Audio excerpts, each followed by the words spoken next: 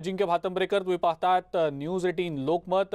सुरुवातीलाच बातमी बघणार आहोत आपण पुण्यामध्ये मंत्र्यांच्या गाड्यांचा ताफा थेट मुख्य ॲथलेटिक्स स्टेडियमच्या ट्रॅकवरच उभा केला गेला, जिथं पायी चालण्याचीही परवानगी नसते अशा ट्रॅकवर मंत्र्यांच्या गाड्यांचा ताफा पार्क केला गेला होता। पुण्यातल्या म्हाळुंगे बालेवाडी परिसरातील स्टेडियममध्ये हा सगळा धक्कादायक प्रकार घडलेला आहे। आंतरराष्ट्रीय क्रीडा विद्यापीठाच्या कामकाजाचा आढावा घेण्यासाठी राष्ट्रवादी काँग्रेसचे अध्यक्ष शरद पवार आणि राज्याचे क्रीडा मंत्री सुनील केदार तसंच राज्यमंत्री अदिती तटकरे देखील होते। यावेळेला त्यांच्या गाड्यांचा ताफा चक्क मुख्य ॲथलेटिक्स स्टेडियमच्या ट्रॅकवर उभा केला गेला होता। शासकीय क्रीडा अधिकाऱ्यांच्या चुकीच्या नियोजनामुळे हा सगळा प्रकार घडल्याचा आरोप आता करण्यात येतोय। सुमारे 5 कोटी रुपये खर्च करून हा आंतरराष्ट्रीय दर्जाचा सिंथेटिक ट्रॅक उभारला गेला। खेळाडूंच्या सरावाव्यतिरिक्त इथं पायी चालण्याची सुद्धा परवानगी नसते हे माहिती असून सुद्धा इथं आलेल्या मंत्र्यांचे 2 मजले चढण्याचे श्रम वाचावेत आणि आपल्याला शाबासकी मिळावी यासाठी क्रीडा अधिकाऱ्यांनी केलेली ही जी करामत होती, त्यामुळे आता क्रीडा विभागातला ढिसाळ कारभार चव्हाट्यावर आल्याचा आरोप होतोय। याआधी आजी माजी राष्ट्रपती, पंतप्रधान, केंद्रीय क्रीडा मंत्री अनेकांनी शिवछत्रपती क्रीडा संकुलातल्या या मुख्य ॲथलेटिक्स स्टेडियमला भेट दिली आहे, मात्र कोणीच ॲथलेटिक्सच्या ट्रॅकवर VIP गाड्या पार्क केलेल्या नव्हत्या।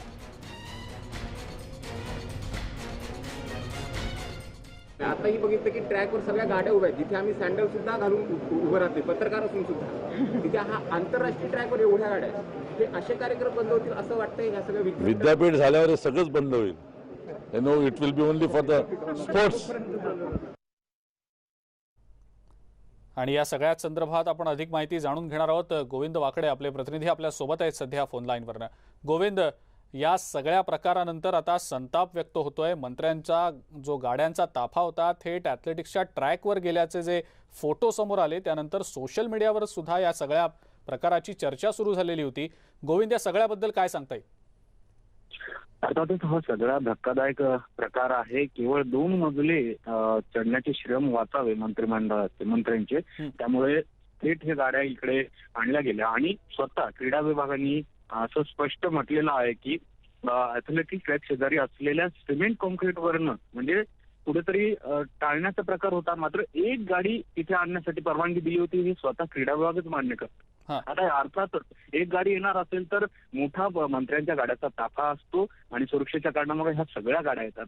अजिंक्य या गाड्या उभ्या राहिल्यामुळे त्या ट्रॅकचे नुकसानही झालेलं आहे थोड्या प्रमाणामध्ये आणि हा एकूण प्रकार अत्यंत संतापजनक आहे।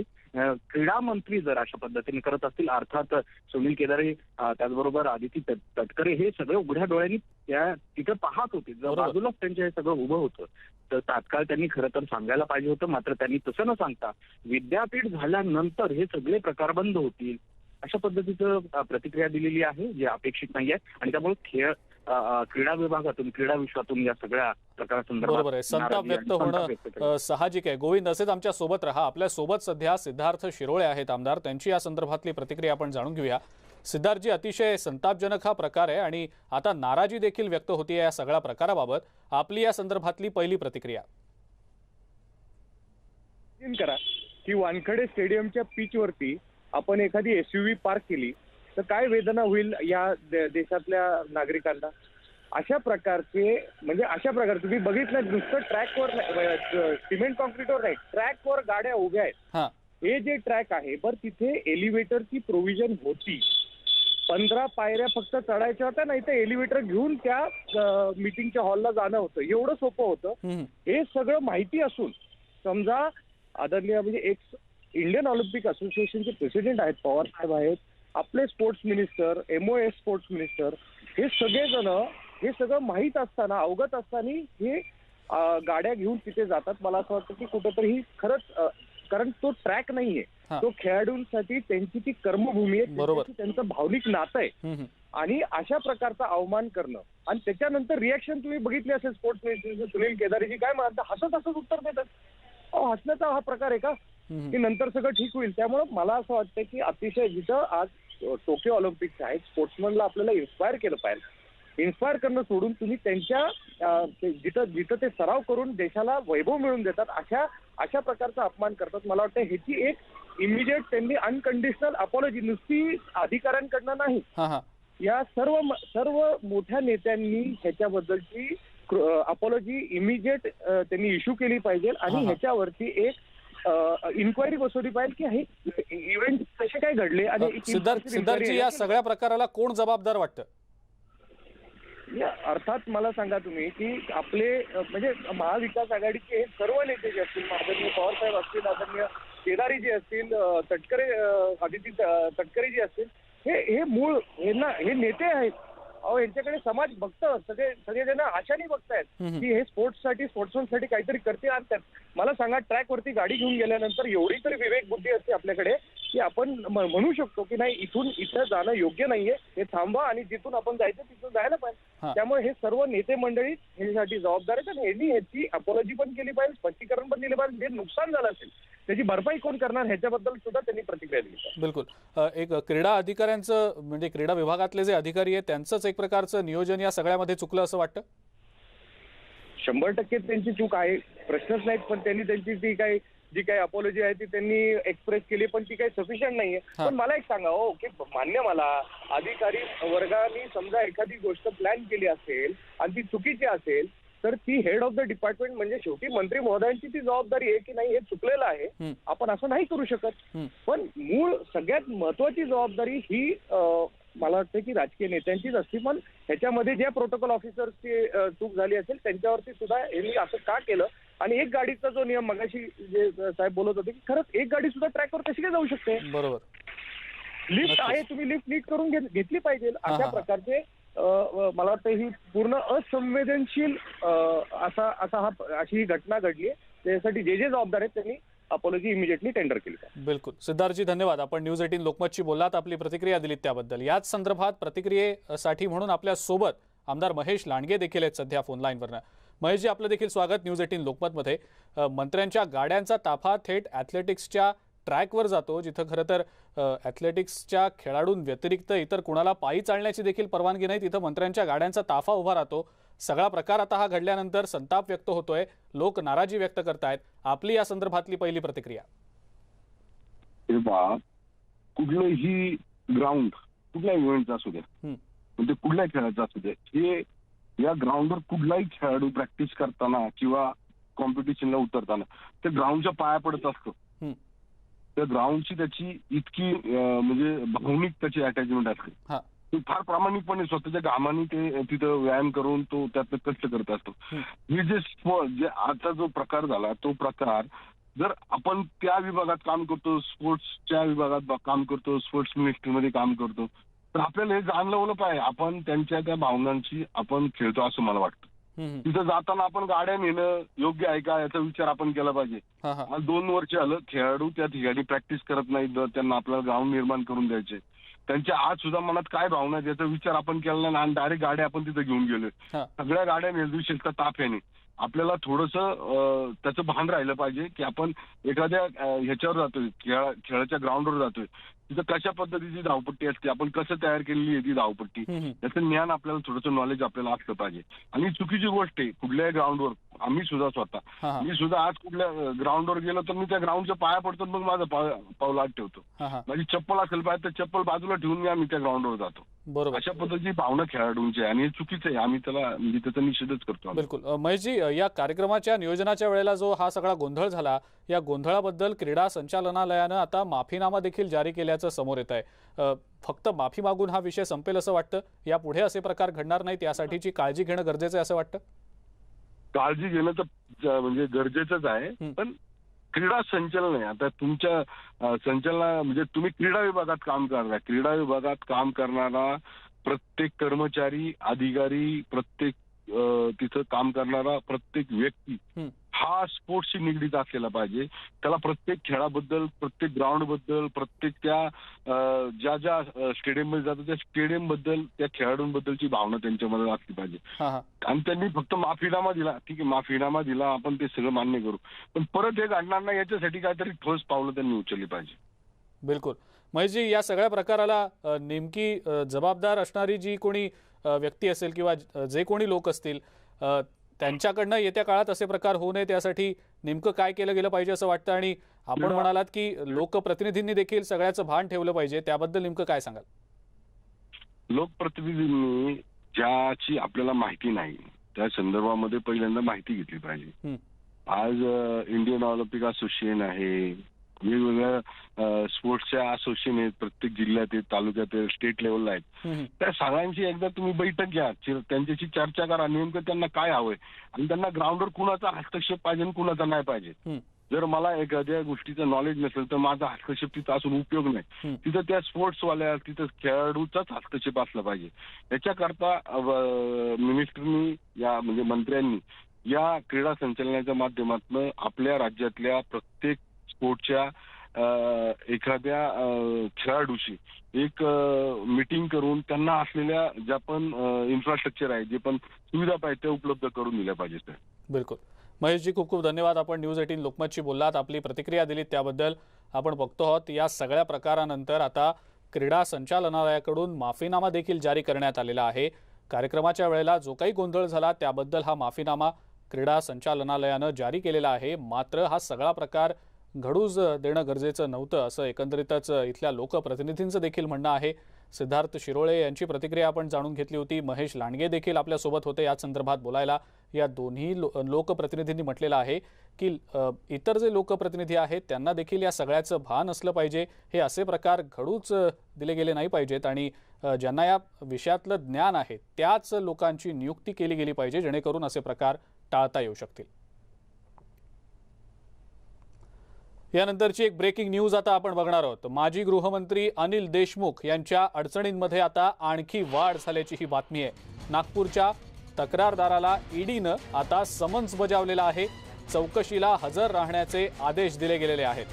तरुण परमार असं तक्रारदाराचं नाव आहे. थोड्याच वेळात तरुण परमार ईडी कार्यालयात पोहोचणार आहेत. अनिल देशमुख यांनी आर्थिक गैरव्यवहार केल्याची तक्रार तरुण परमार यांनी केलेली होती. तरुण परमार यांना आता ईडीनं समन्स बजावलेला आहे. चौकशीसाठी या सगळ्यामध्ये उपस्थित राहण्यासंदर्भातलं हे समन्स आहे आणि आता थोड्याच वेळात तरुण परमार ईडी कार्यालयात पोहोचणार आहेत. या सगळ्या घडामोडी पाहता अनिल देशमुख यांच्या अडचणींमध्ये आणखी वाढ होणार असल्याचंच दिसतंय. अनिल देशमुख यांनी आर्थिक गैरव्यवहार केल्याची तरुण परमार यांनी तक्रार केलेली होती. याच अनुषंगानं आता सक्तवसुली संचालनालयानं म्हणजेच ईडीनं तरुण परमार यांना चौकशीसाठी हजर राहण्याचे आदेश दिलेले आहेत. याच संदर्भातली अधिक माहिती आपण जाणून घेणार आहोत. अजित मांढरे आपले प्रतिनिधी आपल्या सोबत आहेत सध्या. अजित, ही जी बातमी आपण पाहतो आहोत अनिल देशमुखांच्या अडचणींमध्ये वाढ करणारी बातमी आहे. अजित, याबद्दल काय सांगता येईल? अजिंक्य, एक प्रकारे ईडी जी आहे ती अनिल देशमुख यांच्या विरोधात फास आवळते असं म्हटलं तरी वावगं ठरणार नाही. कारण का अनिल देशमुख यांच्या विरोधात आधीच आर्थिक गैरव्यवहार केल्याची जी चौकशी सुरू आहे, 100 कोटी वसुली प्रकरण असेल किंवा तपासामध्ये ज्या गोष्टी समोर आल्यात की त्यांनी शेल कंपन्या उघडून त्यामधले पैसे जे आहेत कंपन्यांना फिरवले आणि मग ते ट्रस्टच्या माध्यमातून काळा पैसा पांढरा करून घेतला. ह्या चौकशी सुरू असताना आता अनिल देशमुख यांच्या विरोधात तरुण परमार नावाच्या एका तरुणाने तक्रार केली होती.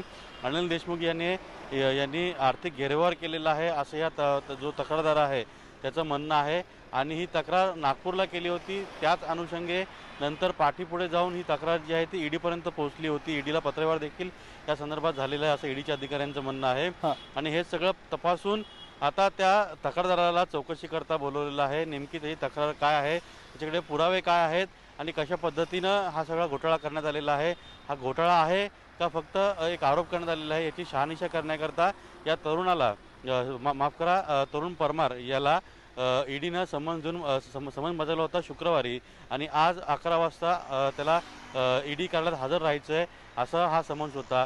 साधारणपणे थोड्याच वेळात तरुण परमार नावाचा ही जी व्यक्ती आहे ही थोड्याच वेळात ईडी कार्यालयामध्ये हजर राहणार आहे. आता ही व्यक्ती नेमक्या ईडीला काय पुरावा देते, काय सगळ्या माहिती देते, कोणते डॉक्युमेंट देते, या सगळ्या गोष्टींवरती अनिल देशमुख यांच्यावरती आणखीन एक तक्रार दाखल होईल का हे सगळं अवलंबून आहे. त्यामुळे या व्यक्तीची तक्रार झाल्यानंतर ईडी नेमकी काय भूमिका घेते, एक नवीन ECR म्हणजेच ईडीच्या भाषेमध्ये ECR असतो, त्याला FIR म्हणतात, तो नवीन FIR दाखल करते का हे देखील पाहावं लागेल. अजित, या सगळ्या चौकशीचं नेमकं काय स्वरूप असेल? तरुण परमार यांना बोलवलंय तर खरं नेमकी किती वेळ चौकशी चालेल? कोणते महत्त्वाचे मुद्दे या दरम्यान ईडी विचारण्याची शक्यता आहे? चौकशी दरम्यान काही महत्त्वाचे प्रश्न या निमित्तानं ज्या अनुषंगानं जे आर्थिक गैरव्यवहाराचे आरोप केले गेलेत त्या संदर्भातली काही माहिती मिळू शकेल का? काही पुरावे मिळू शकतील का? याबद्दल साहजिकच ही चौकशी असेल, पण तरी देखील या चौकशीचं स्वरूप नेमकं कसं असेल? अजिंक्य, हा जो तरुण आहे याने जे सुरुवातीला तक्रारी केल्या होत्या की अनिल देशमुख यांनी आर्थिक गैरव्यवहार केलेले आहेत, त्या संदर्भातल्या तक्रारी, कागदपत्र यांची छाननी जी आहे ती ईडीच्या अधिकाऱ्यांनी केलेली आहे. आणि त्याच पार्श्वभूमीवरती आता या तरुणाला चौकशी करता बोलवलं आहे. म्हणजे ईडीनं ह्या प्रकरणी आधीच एक पाऊल पुढे टाकलेलं आहे. आता या तरुणाला बोलून नेमकं ईडी कारवाई करण्याच्या मूडमध्ये आहे का आणखीन त्यांना तपास करायचा आहे? म्हणजे उदाहरणार्थ या तरुणाने याची चौकशी झाल्यानंतर किंवा याचा अधिकृतपणे आज जबाब नोंदवला गेला तर होऊ शकतं की जर ईडीला वाटलं की या तरुणाने केलेल्या आरोपामध्ये तथ्य आहेत, त्याकडे काही पुरावे आहेत आणि जे पुरावे आहेत त्या पुराव्यानिशी ईडी जे आहे ते ECR दाखल करू शकते आणि तीच प्रोसेस जी आहे ती आज होईल. साधारणपणे या गोष्टीला वेळही लागू शकतो, कारण का जर तक्रार केलेली आहे ती ईडीने सगळी तपासलेली आहे, त्याची छाननी केलेली आहे आणि ईडीने अधिकृत समन्स केलेला आहे आज, याचा अर्थ आज या तरुणाचा जबाब होईल आणि या जबाबाच्या आधारावरती अनिल देशमुख यांच्यावर कारवाई देखील होऊ शकते. बिलकुल अजित, आणि आणखीन एक महत्त्वाचा मुद्दा तो म्हणजे अनिल देशमुख यांच्या स्वीय सचिवांना अटक केली गेली होती ईडीकडनं. त्यांच्या चौकशीमधनं आणखी काही महत्त्वाचे धागेदोरे समोर आलेले आहेत का? त्याबद्दलची काही अपडेट आहे का? त्यांच्या चौकशीमधून अजून काही विशेष मुद्दे समोर आलेले नाही आहेत. मात्र जेव्हा कुंदन शिंदे ही जी व्यक्ती आहे ही स्वीय सहाय्यक होती अनिल देशमुख याच्या बाबतीत एक गोष्ट समोर आली ती म्हणजे जी श्री साई शिक्षण संस्था जिथे चेअरमॅन अनिल देशमुख आहेत त्या संस्थेचा फाउंडर सदस्य जो आहे तो हा कुंदन शिंदे आहे आणि तोच व्यक्ती मंत्री असताना अनिल देशमुख त्यांचा PA होता. म्हणजे कुठेतरी हे सगळं एक वेगळी चेन तयार करून किंवा कुंदन शिंदे हा एक मोठा किनपिन आहे या सगळ्या प्रकरणातला, असं ईडीच्या अधिकाऱ्यांचं म्हणणं आहे. त्यामुळे संजीव पालांडेपेक्षा कुंदन शिंदे यावर जास्त लक्ष ईडीनं केंद्रित केलेलं आहे, कारण कुंदन शिंदे याचे थेट संबंध जे आहेत म्हणजे कौटुंबिक संबंध देखील, व्यावहारिक संबंध देखील आणि व्यावसायिक संबंध देखील कुंदन शिंदे आणि अनिल देशमुख यांच्यामध्ये असलेले दिसून येते. तर काही ज्या जवळपास 13 कंपन्या ज्या सांगितल्या जातात त्या 13 कंपन्यांमध्ये बऱ्यापैकी लोक जी आहेत ती कुंदन शिंदेच्या ओळखीची आहेत असं सांगितलं जातं. अधिकृत अजून दुसरा ईडीनं दिलेला नाही आहे, ईडी याबाबतीत तपास करते. पण ईडीच्या अधिकाऱ्यांचा संशय आहे की ह्या 23 कंपन्या ज्या शेल कंपन्या आहेत त्या 23 कंपन्यांमध्ये बऱ्यापैकी सर्व लक्ष जे आहे ते ऋषिकेश देशमुख आणि कुंदन शिंदे दोघं लक्ष द्यायचे. त्यामुळे कुंदन शिंदेच्या पुढे चौकशीमधून आणखी धक्कादायक खुलासे होतील असं ईडीचे अधिकारी. ब्रेकनंतर आपल्या सगळ्यांचं पुन्हा एकदा स्वागत. यानंतरची बातमी कोल्हापुरातली आहे. कोल्हापूरमधले व्यापारी आपली दुकानं उघडण्यावर ठाम आहेत. कोल्हापुरात व्यापारी आणि पोलीस प्रशासनाची बैठक पार पडतीये. जिल्हा पोलीस प्रमुख शैलेश बलकवडेंसोबत ही बैठक पार पडतीये. जिल्हा पोलीस प्रमुख कार्यालयात या बैठकीला सुरुवात झालेली आहे. मात्र या बैठकीमध्ये नेमका काय निर्णय घेतला जातो याकडे व्यापाऱ्यांचं लक्ष लागलेलं आहे. व्यापाऱ्यांनी आपला दुकानं उघडण्याचा जो निर्धार होता तो ठाम ठेवलेला होता.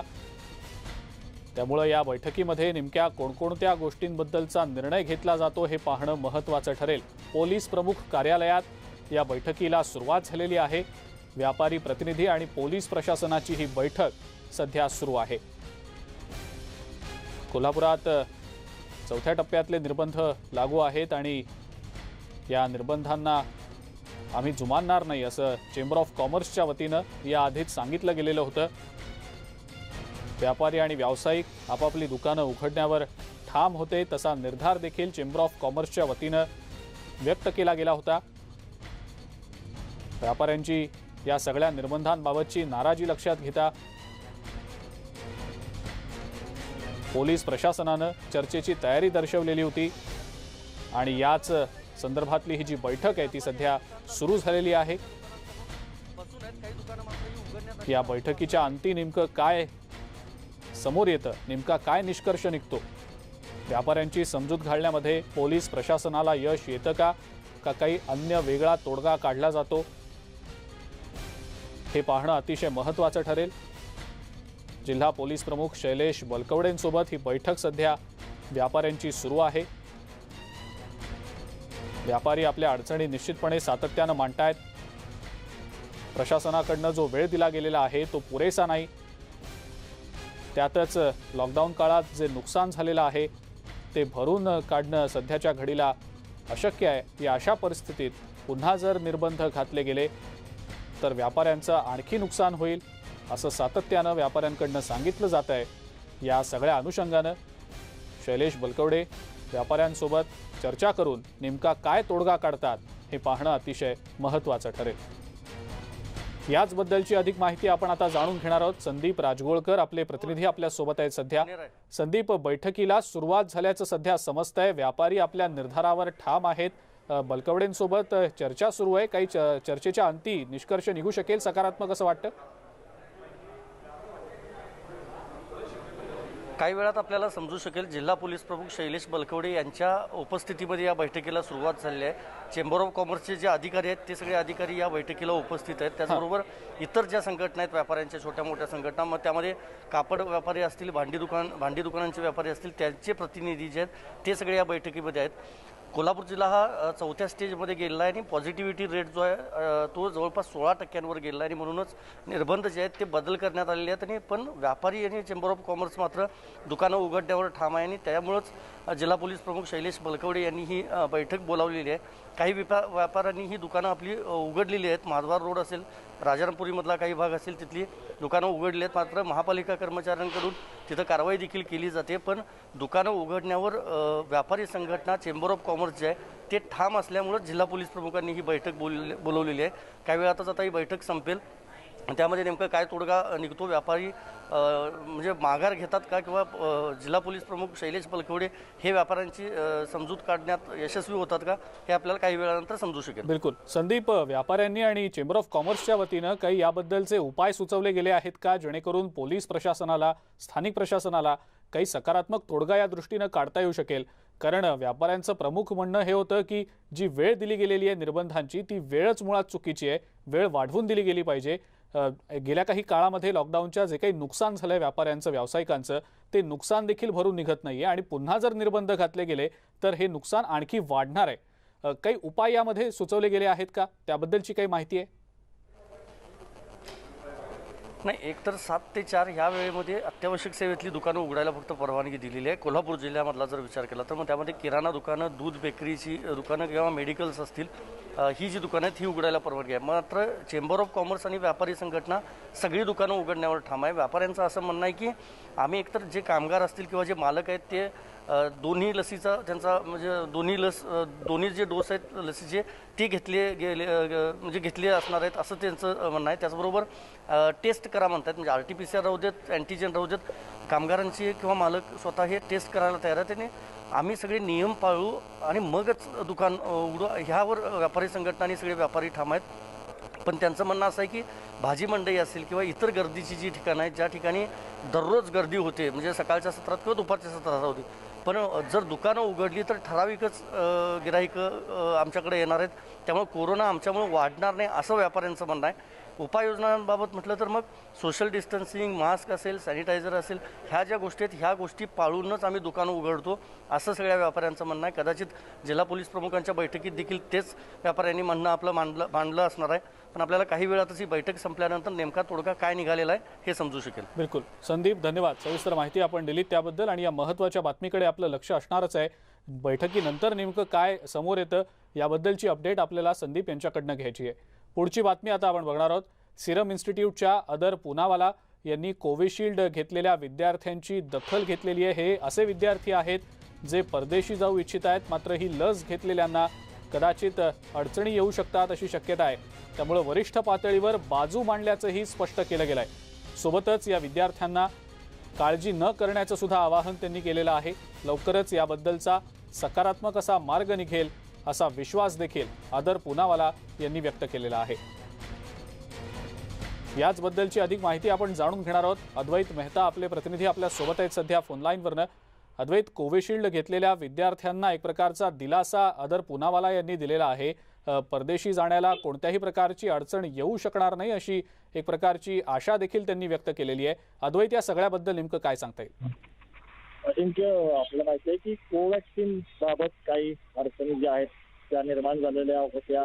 कोवॅक्सिनच्या मान्यतेचा मुद्दा होता, मात्र कोविशिल्डला असं काही अडचण आली नव्हती। पण आता असं दिसतंय की काही युरोपियन कंट्रीजमध्ये कोविशिल्ड घेतलेल्यांना सुद्धा प्रवास करण्यावरती काही अडचणी आहेत, काही निर्बंध आहेत आणि याची दखल आदर पूनावाला यांनी घेतलेली आहे आणि त्यांनी एक दिलासा दिलेला आहे की हा विषय मी समजून घेतलेला आहे, मला माहिती आहे आणि मी संपर्क साधलेला आहे, अगदी वकिलातींच्या बरोबर देखील संपर्क साधलेला आहे आणि ही जी काय अडचण आहे ती मी लवकरच दूर करेन, काही समस्या येणार नाही, हा एक महत्त्वाचा दिलासा दिलेला आहे। आता आदर पूनावाला यांनी याची दखल घेतल्यामुळं निश्चितपणे वरिष्ठ पातळीवरती हालचाली होतील आणि मग कोविशिल्डचा डोस घेतलेले जे विद्यार्थी आहेत परदेशामध्ये शिक्षणाला जाण्यासाठी त्यांना जे काही आता निर्बंध काही आलेले आहेत युरोपियन कंट्रीजमध्ये खास करून, तर ते दूर होतील असं आता मानायला हरकत नाही।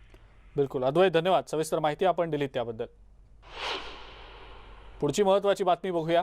जवळपास 25,000 शिक्षकांच्या नोकऱ्या धोक्यात असल्याची ही बातमी आहे। TTE परीक्षा उत्तीर्ण नसलेल्या शिक्षकांसाठी ही अडचणीची बातमी आहे। शिक्षक पदासाठी TTE ही परीक्षा अनिवार्य असते।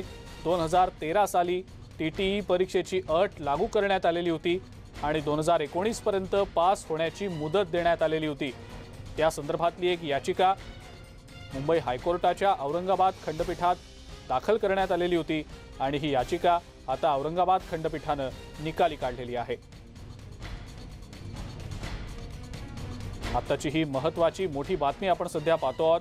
TTE परीक्षा उत्तीर्ण नसलेल्या शिक्षकांच्या एकंदरीतच नोकऱ्या धोक्यात असल्याची ही बातमी आहे। औरंगाबाद खंडपीठानं या संदर्भातली ही याचिका निकाली काढलेली आहे। अधिक माहिती या संदर्भातली जाणून घेऊया। सिद्धार्थ गोदाम आपले प्रतिनिधी आपल्या सोबत आहेत सध्या फोन लाईनवरनं। सिद्धार्थ, काय नेमकी माहिती आहे? ही महत्वाची बातमी आहे, कारण प्रत्येक शिक्षकाला आता TTE एक्झाम ही जी आहे कंपल्सरी आहे, कारण TTE एक्झाम पास झाल्याशिवाय शिक्षकांची जी आहे पद भरती केल्या जाऊ नये अशा पद्धतीचा एक नियम आहे। मात्र नोकर भरती झाल्यानंतरच्या काही दिवसानंतर TTE एक्झाम 6 महिन्यामध्ये पास करणं अत्यंत गरजेचं असतं, असं 2013 साली राज्य सरकारने एक निर्णय काढलेला, GR काढलेला। मात्र सरकारने 2019 पर्यंत मुदत दिली होती की 2019 पर्यंत जे नवीन भरती झालेली शिक्षकांची त्यांनी TTEची एक्झाम जी आहे पास केली पाहिजे। मात्र 2019 पर्यंत जवळपास 25,000च्या आसपास शिक्षकांनी ही परीक्षा उत्तीर्ण केली गेली नाही। त्यामुळे आता त्यांच्या विरोधामध्ये औरंगाबाद खंडपीठात एक याचिका दाखल झाली होती। त्या याचिकेवर अनेक बाधक चर्चा झाली, कारण जवळपास 89 याचिका याबद्दलच्या खंडपीठात दाखल झाल्या होत्या। तर खंडपीठाने यावर निकाली काढलेल्या आहेत आणि TTE एक्झाम पास न झालेल्या शिक्षकांच्या सुद्धा याचिका होत्या आणि त्यामध्ये त्यांनी काही मुदत वाढीची मागणी खंडपीठामध्ये केली होती। मात्र खंडपीठाने स्पष्टपणे शिक्षकांना हे सांगितलं की हा नियम आहे आणि नियम सर्वांसाठी लागू आहे, त्यामुळे नियमात सूट देणं किंवा त्याला आणखी वेळ वाढून देणं हे योग्य वाटणार नाही, म्हणून ही याचिका निकालात काढलेली आहे। मात्र खंडपीठाने आणखी एक महत्त्वाचा निर्णय यामध्ये दिलेला आहे की TTE परीक्षा पास न झालेल्या शिक्षकांवर आता कुऱ्हाड पडणारच आहे। मात्र 4 आठवड्याचा त्यांना अवधी दिलेला आहे सुप्रीम कोर्टात जाण्यासाठी। याचा अर्थ असा आहे की खंडपीठात जरी हा निकाल नाही लागला तरी सुप्रीम कोर्टामध्ये जाण्याची मुभा हायकोर्टाने दिलेली आहे। त्यामुळे आता हायकोर्टाला सुद्धा हा काय निर्णय घेऊ शकतात हे आपल्याला आता सांगता जरी येत नसलं तरी हा निर्णय जर कंटिन्यू झाला तर जवळपास 25,000च्या आसपास शिक्षकांच्या नोकऱ्या जातील। लक्षात। बिलकुल सिद्धार्थ, धन्यवाद सविस्तर माहिती आपण दिली त्याबद्दल। ब्रेक नंतर आपल्या सगळ्यांचं पुन्हा एकदा स्वागत। सांगलीमध्ये कोरोना रुग्णसंख्या वाढतीये। जिल्ह्याचा पॉझिटिव्हिटी रेट हा 10 पेक्षा जास्त आहे। यामुळे जिल्ह्यात केवळ अत्यावश्यक सेवा सुरू राहणार आहेत। इतर सर्व प्रकारची दुकानं बंद राहणार असून या कठोर निर्बंधांच्या विरोधात व्यापाऱ्यांनी मात्र नाराजी व्यक्त केली आहे। अत्यावश्यक सेवेच्या नावाखाली सर्व व्यापाऱ्यांना समान न्याय द्यावा अशी मागणी व्यापारी करतायत आणि याच संदर्भात व्यापाऱ्यांशी संवाद साधलाय आमचे प्रतिनिधी आसिफ मुरसल यांनी। सांगलीत पुन्हा एकदा 3ऱ्या स्तरावरून 4थ्या स्तराचे नियम लागू करण्यात आले आहेत. त्यामध्ये फक्त अत्यावश्यक सेवाचं प्राधान्य देण्यात आलं आहे. त्यामध्ये किराणा दुकान असेल, इतर काही दुकानं, मिठाई आणि यामध्ये कापडपेठ आणि कापड दुकान आणि सोनार यांना बंद ठेवण्यात आलं आहे. त्याच संदर्भात आपल्यासमोर काही बोलण्यासाठी व्यापारी आहेत, त्यांच्याकडून जाणून घ्या की लॉकडाऊनचे त्यांना निर्बंधाचं काय म्हणणं आहे. काय सांगा, तुमचं म्हणणं काय आहे? मी एक कापड व्यापारी आहे आणि गेले 15 दिवस दुकानं चालू केली होती, पण पुन्हा आजपासून 5 जुलैपर्यंत लॉकडाऊन घोषित केलेलं आहे आमच्यासाठी. आमचं म्हणणं एवढंच आहे, जर आम्ही नॉन एसेन्शियलमध्ये जर मोडतो आहे तर बाकी टॅक्सेशन आणि ह्या गोष्टी ज्या आहेत त्यासुद्धा आम्हाला मग नॉन एसेन्शियलमध्ये मोडून सरकारनं काहीतरी सपोर्ट केला पाहिजे. दुकानात गर्दी केली जाते, तर दुकानदाराकडून जाणून घेऊ का त्यांनी कशा पद्धतीने ग्राहकांना हाताळतात. काय सांगाल, ग्राहक कशात येतात? आमच्या दुकानात कापड व्यवसाय आपला दिवसात 8 ते 10 माणूस येत नाही. सीझन सगळा संपत आला आहे आणि सॅनिटायझर करून व्यवस्थित नियमानुसार आम्ही सगळं काम करतोय. तरी सरकारनं आमच्या मागणीचा सहानुभूतीनं विचार करावा. तुम्ही काय सांगाल की तुमच्या दुकानात गर्दी होती का, कशा पद्धतीने तुम्ही लोक? सध्या कसं आहे, मार्केट बंद असल्यामुळे मार्केटला कोण लोक येतच नाही आहेत आणि व्यापारी जे आहेत ते मोठा व्यापार सगळा सीझन संपल्यामुळे मार्केटला गिऱ्हाईक येत नाही. त्यामुळे व्यापारी दुकानं उघडे पण आहेत आणि बंद पण आहेत. अशा संभ्रमावस्थेमध्ये चालू आहे सध्या. मिठाई दुकान आहे? आता माझं स्वतःचं मिठाई दुकान आहे, पण मिठाई दुकान असल्यामुळे ते सीझन तर संपलेलं आहे. सीझन संपला असल्या कारणानं गिऱ्हाईक कोण सध्या येत नाही आहे आणि जरी गर्दी करायची म्हटली तरी होत नाही आहे. एकूणच बघितलं व्यापाऱ्यांचं म्हणणं आहे की महापुरापासून आम्हाला फटका बसलेला आहे आणि त्यामुळे लॉकडाऊन आहे. काही बँकेचे कर्ज आहेत, नोकरदारांचा पगार आहे, लाईट बिल आहे, इतर ज्या काही वस्तू आहेत त्या देणेकर आहेत, परंतु लॉकडाऊनमुळे आमचं धंदा सगळा मेटाकुटी झालेला आहे. आणि तर व्यापाऱ्यांचं म्हणणं आहे की आम्हाला शासनानं थोडे बहुत निर्बंध शिथिलता देऊन दुकान उघडण्यास परवानगी द्यावी. व्हिडिओ जर्नलिस्ट सुजितसह आसिफ मुरसल, न्यूज 18 लोकमत, सांगली. पुढची आणखीन एक महत्त्वाची बातमी आता आपण बघणार आहोत. आजपासून राज्यभरामध्ये 3ऱ्या टप्प्याचे निर्बंध लागू केले गेलेले आहेत. किराणा, भाजीपाला आणि फळं सर्व प्रकारची खाद्यपदार्थांची दुकानं सकाळी 7 ते दुपारी 4 पर्यंतच खुली राहणार आहेत. बुलढाणा जिल्ह्यामध्ये सुद्धा हेच निर्बंध लागू आहेत. सलून, स्पा, ब्युटी पार्लर पूर्व नोंदणी पद्धतीनं 50% क्षमतेसह सुरू राहतील. बिगर जीवनावश्यक सेवांची दुकानं शनिवारी आणि रविवारी बंद असणार आहेत. राज्य सरकारनं कोरोनाच्या अनुषंगानं डेल्टा प्लस व्हेरियंटचा धोका वाढल्यामुळं हे कडक निर्बंध लागू करण्याचे आदेश दिलेले आहेत आणि त्यानुसार बुलढाणा जिल्ह्यात 3ऱ्या श्रेणीतले निर्बंध आजपासून सुरू झालेले आहेत. असे प्रतिबंधात्मक जे आदेश आहेत ते जिल्हा दंडाधिकारी एस राममूर्ती यांनी आता जारी केलेले आहेत.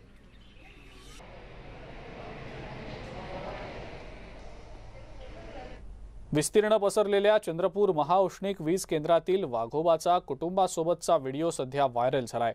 रहिवाशी भागाला जोडणाऱ्या मार्गावर या वाघांचं दर्शन झालंय. वाघीण आणि 3 बछड्यांचा या भागामध्ये अधिवास आहे. गर्द हिरवाईमध्ये सळसळत्या सोनेरी वाघोबा कुटुंबाचं मनोहारी दर्शन या भागातनं प्रवास करणाऱ्या अनेकांना झालेलं आहे. या कुटुंबाची वस्ती सध्या कोळसा हाताळणी केंद्राच्या आसपास आहे. वन विभागानं आपल्या पथकाच्या माध्यमातून वाघीण आणि बछड्यांवर नजर ठेवलेली आहे. सोबतच रहिवाशांना सावधगिरी बाळगण्याच्या सूचना देखील केलेल्या आहेत. ब्रेकनंतर एक प्रेरणादायी बातमी आपण बघणार आहोत. पंढरपूरच्या सोमनाथची. सोमनाथनं इस्रोमध्ये भरारी घेतली आहे. इस्रोमध्ये यंदा 10 जणांची निवड झालेली आहे. त्यात महाराष्ट्रातून सोमनाथ माळी याची निवड झालेली आहे. त्यामुळे इस्रोत निवड होण्याचं त्याचं स्वप्नही पूर्ण झालंय. मात्र हे स्वप्न पूर्ण करण्यासाठी त्याच्या आईवडिलांनी प्रचंड कष्ट केले. पाहूया सोमनाथच्या इस्रो भरारीची ही प्रेरणादायी गोष्ट. हा सत्कार आहे इस्रोत भरारी घेणाऱ्या सोमनाथ माळीचा. जिद्द आणि मेहनतीच्या जोरावर सोमनाथनं गरुड झेप घेतली आहे. त्यामुळे ज्या शाळेत त्यानं शिक्षण घेतलं त्याच शाळेत त्याचा सत्कार करण्यात आला. जिल्हा परिषदेच्या शाळेत शिक्षण घेणारा विद्यार्थी देशातील मोठ्या पदावर जाऊ शकतो हेच सोमनाथनं दाखवून दिलंय. सध्या माझी इस्रोमध्ये सिनियर सायंटिस्ट म्हणून निवड झालेली आहे आणि पूर्ण देशातून 6 लोकांची निवड झाली आहे आणि महाराष्ट्रातून मी एकमेव आहे ज्यांची सिनियर सायंटिस्ट म्हणून निवड झालेली आहे. माझं प्राथमिक शिक्षण जिल्हा परिषद शाळा सरकोली इथं झालं. त्यानंतर माध्यमिक शिक्षण श्री वैरवनाथ विद्यालय सरकोली येथे झालं. 11वी 12वी KBP कॉलेज पंढरपूर येथे कंप्लीट करून मला VJTI मुंबईला BTech इन मेकॅनिकल इंजिनिअरिंग या डिग्रीसाठी ॲडमिशन भेटलं. ते कंप्लीट झाल्यानंतर मी IIT दिल्लीमधून MTech in mechanical design he degree प्राप्त केली. पंढरपुरातील सरकोली गावात सोमनाथचं शिक्षण झालं. सोमनाथच्या घरची आर्थिक परिस्थिती बेताचीच होती. आईवडिलांनी अपार कष्ट करून त्याला शिकवलं. त्यांच्या मेहनतीची जाण ठेवत सोमनाथने देखील चांगला अभ्यास करून विक्रम साराभाई स्पेस सेंटरमध्ये वरिष्ठ शास्त्रज्ञ होण्याचा मान मिळवलाय. आईवडिलांनी खूप कष्ट केले. पाठीमागचं परिस्थिती नव्हती. शेती 2 एकरच आहे आणि ती पाऊस पडला तरच शेती पिकायची. आईवडील आणि मोठा भाऊ शेतमजुरी करायचे. मग त्यांच्या शेतमजुरीवरच माझं शिक्षण कंप्लीट झालं. जेव्हा जेव्हा अडचणी आल्या तेव्हा गावातील काही मंडळी होती त्यांनी खूप मदत केली. आणि दुसरा म्हणजे मार्गदर्शन हे 11वी नंतर हळूहळू भेटत गेलं. 11वी-12वीमध्ये असताना विनायक परिचारक सर यांनी खूप मार्गदर्शन केलं. त्यांच्या मार्गदर्शनामुळे जे पुढचं शिक्षण आहे ते शिक्षणाची एक डायरेक्शन भेटली. आयुष्यातलं ध्येय कळालं, काय करायचं आहे, कशासाठी करायचं. ग्रामीण भागात प्रचंड टॅलेंट आहे. इंग्रजीला भिवू नका. योग्य मार्गदर्शन घेऊन प्रयत्न केल्यास यश हमखास मिळतंय, असा संदेश सोमनाथनं ग्रामीण भागातील विद्यार्थ्यांना दिलाय. कष्ट करायला तुम्ही कधीच कमी पडत नाही आणि इंग्लिश येत नाही हा न्यूनगंड तुम्ही कधी पाळू नका. मलाही 10वी झाल्यानंतर इंग्लिश येत नव्हतं एवढं चांगलं, परंतु हळूहळू मी सुधारणा केली, कधीही गिवअप केलं नाही. त्यामुळे इंग्लिशचा न्यूनगंड बाजूला सारून तुम्ही जे इंग्लिश मिडियमचे विद्यार्थी आहेत त्यांच्यासोबत तुम्ही कम्पीट करू शकता. तुमच्याकडे ती क्षमता आहे आणि फक्त डायरेक्शन योग्य ठेवा. योग्य डायरेक्शनने जर तुम्ही मेहनत केली तर तुम्ही हमखास सक्सेसफुल व्हाल आयुष्यामध्ये. मुलाला चांगलं शिक्षण मिळावं यासाठी शेतात त्याच्या आईवडिलांनी काबाड कष्ट केले. अंगमेहनतीचं काम करून मुलाच्या शिक्षणाचा सर्व खर्च पेलला. मुलानं स्वप्न पूर्ण केल्यानं पालकांचा आनंद गगनात मावेनासा झालाय. माझ्याजवळ जर पैसे नसले निदान महिन्याकरता 2 महिन्याकरता ही पैसे मला देत होती. मी 2 महिने त्यांचं महागारी करत होतो. कुठलं तर जनावर विकत होतो. काय शेतीतनं त्यातनं 10-5 हजार रुपये आले तर पण आम्ही जास्त बाहेरल्या कष्टावर थोरल्या मुलाच्या ह्याच्यावर परपंचात चालवायचं, माझं मागं टाकायचं, अशा ह्याच्यापर्यंत आम्ही त्या ठिकाणी ह्याला घडवत आणलं. काय आता कसं मनाला नाही मनाला समाधान आहे. समजा आज ह्या पोस्टला गेला, ह्या मला त्यातलं लई नॉलेज नाही, माझं शिक्षण नाही, मी अंगठा बहादूर आहे खरं, पण ह्या बाहेरल्या जगाच्या ह्याच्यावर बघितलं तर अभिमान वाटतो. जन्मदात्यांच्या मेहनतीचं चीज करणाऱ्या सोमनाथचं तर राज्यभरातून कौतुक होतच आहे. पण ग्रामीण भागातील विद्यार्थी कशातही कमी नाहीत हे पुन्हा एकदा सोमनाथच्या यशानं दाखवून दिलंय, एवढं मात्र नक्की. वीरेंद्र सिंग उत्पाद, न्यूज 18 लोकमत, पंढरपूर. कोरोनामुळे गेल्या कित्येक दिवसात घराबाहेर पडायला मिळालेलं नसल्यानं आता प्रत्येकालाच बाहेरची दुनिया खुणावू लागली आहे. मात्र चंद्रपूरमधल्या मुक्ताई धबधबा परिसरात अशाच अतिउत्साही पर्यटकांची तौबा गर्दी बघायला मिळाली. वीकेंडच्या निमित्तानं शेकडो जण या धबधब्याच्या परिसरात जमल्याचं दिसून आलं. एकीकडे कोरोना प्रतिबंधक नियम अधिक कठोरपणे राबवले जात असताना दुसरीकडे अशा प्रकारचा निष्काळजीपणा जीवावर बेतू शकतो. त्यामुळे प्रशासनासमोर सुद्धा मोठं आव्हान निर्माण झालेलं आहे.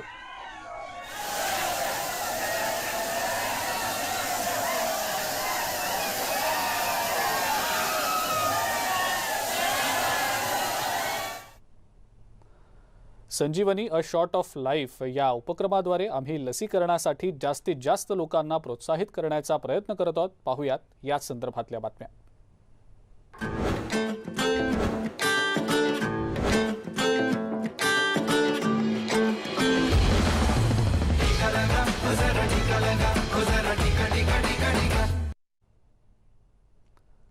नेटवर्क 18 आणि फेडरल बँकेचा उपक्रम संजीवनी गाडी ही भारतभरातल्या कोविडग्रस्त जिल्ह्यांमधून फिरतीये. आपण सुद्धा लसीकरणाबाबतच्या आमच्या या संयुक्त मोहिमेला भरभरून पाठिंबा द्या. लसीकरणाचं महत्त्व अधोरेखित करूया आणि आता बघूया संजीवनीची गाडी आज आहे कुठे.